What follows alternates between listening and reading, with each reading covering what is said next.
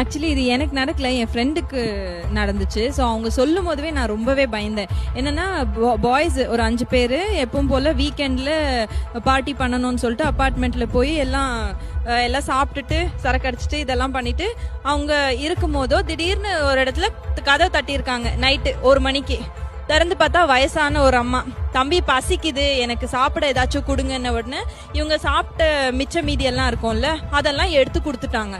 கொடுத்து முடிச்சுட்டு கதவு சாத்தின பேருக்கு இன்னொரு ஃப்ரெண்டு ஷாக் ஆகி நிக்கிறான்.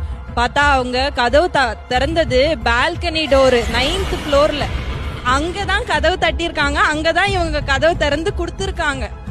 அதுக்கப்புறமா அந்த 5 பேருமே அந்த டைமே அந்த அபார்ட்மெண்ட்ல இருந்து இறங்கி வந்து நைட்டு ஃபுல்லா பார்க்கிங்ல தான் நின்னாங்களாம், தூங்கவே இல்லை. தம்பி